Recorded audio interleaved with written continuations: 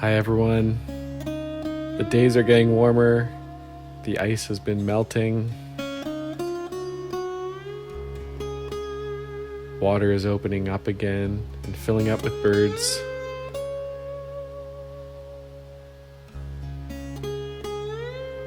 There's life again everywhere you look. Birds are flying around. Red-winged blackbirds are singing.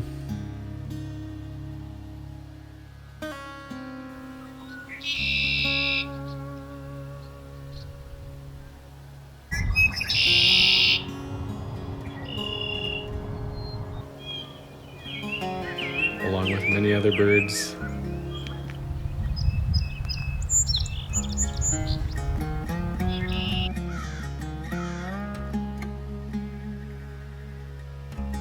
Birds are hard at work preparing their nests.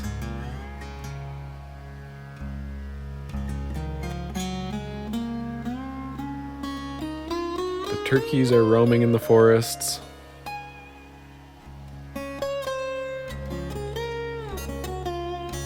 Just like big dinosaurs.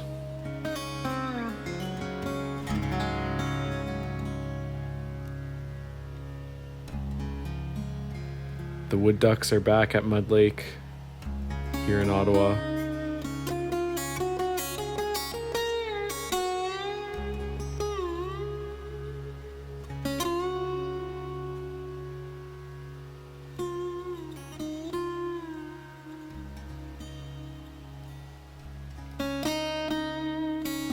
The buffleheads are around and still really hard to get close to.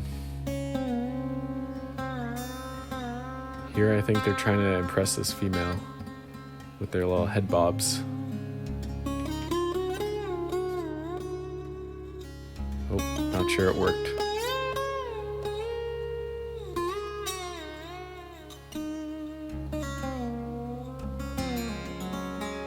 The Canada geese are coming back, filling up every pond.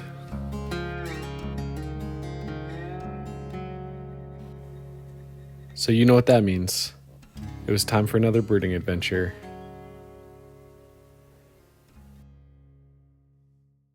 This time, my dad and I headed over to Almonte, just outside of Ottawa, with the first stop being the Almonte sewage lagoons. I know what you're thinking, who goes to a sewage lagoon on a weekend for fun? Birders do, and this is a good one. This isn't a big area, but there's a nice little observation tower, a nice wooden shelter overlooking the pond. It's not super obvious. There's this little tiny trail off the main road with this map and a pretty overgrown trail in. But once you get over to the pond, it's pretty cool. It's still mid-April, so it's a little early, but there's lots of waterfowl on the lake. Here's us all set up in the observation shelter.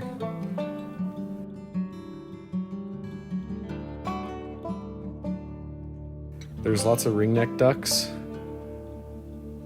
swimming all over the place and diving underwater.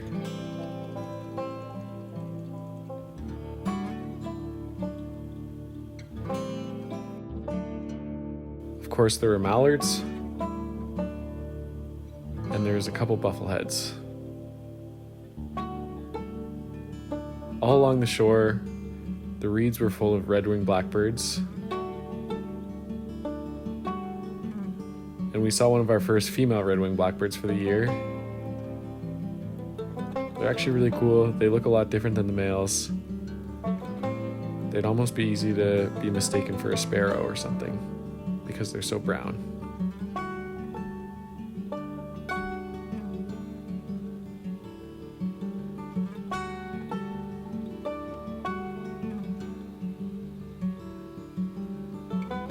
There was also tree swallows flying around all over the place. I tried to get some videos of them flying, but it's pretty tricky. They're so fast.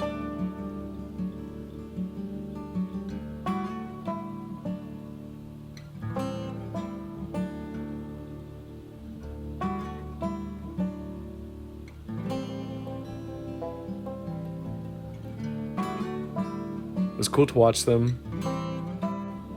We noticed these little birdhouses that they kept flying to, so I set the camera up and aimed it at one of those. It made filming them a little bit easier than following them in flight. We also saw this really nice and yellow goldfinch just as we were heading out.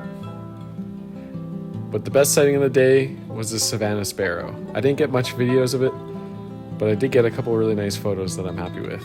You can really see there's a yellow patch over its eye, but they don't have the white throat like the white-throated sparrow.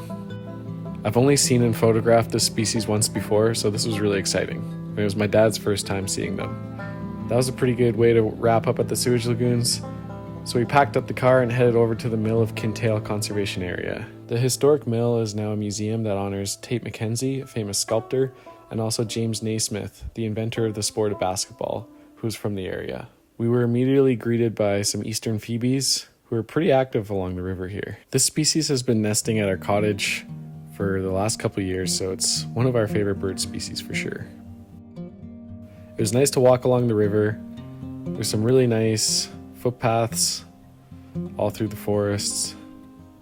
We even ended up at this cool space observatory. Overall, the forests were pretty quiet here, but we did run into this white-breasted nuthatch and watched him for a little while.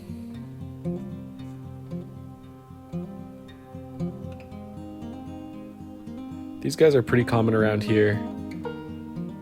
I kind of love how goofy they are. They have some really funny noises that they make that I'm always surprised come out of such a small little bird.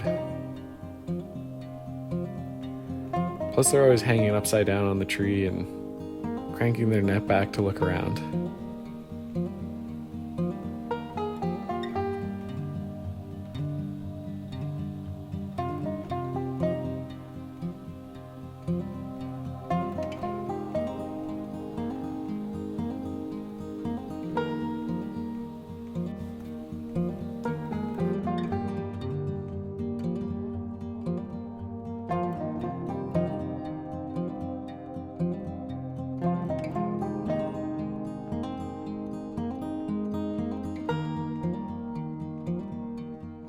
Definitely a nice place to come check out and go for a walk if you're ever in the area.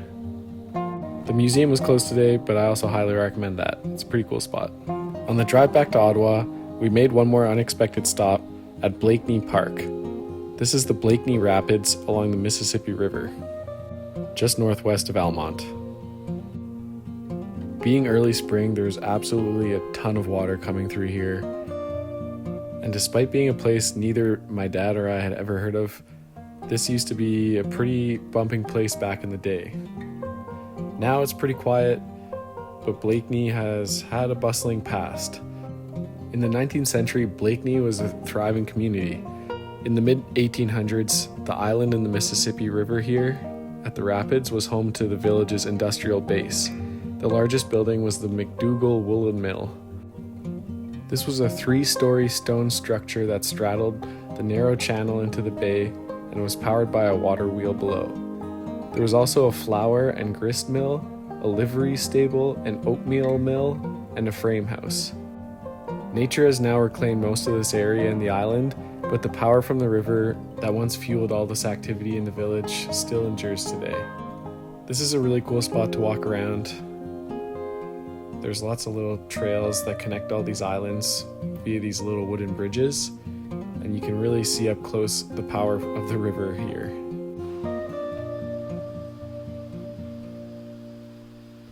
We didn't see any birds here, but it was really fun to fly the drone. It was super windy, so I had a little bit of a hard time flying the drone back to the parking lot, but yeah, super cool to see this spot from a bird's eye view. And you could really get an appreciation for how much water was really coming through here.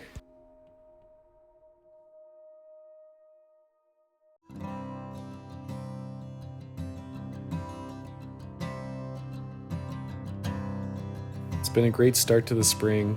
This was another awesome day out, and I know we're both really looking forward to our next birding adventure. Thanks for watching, and we'll see you in the next one.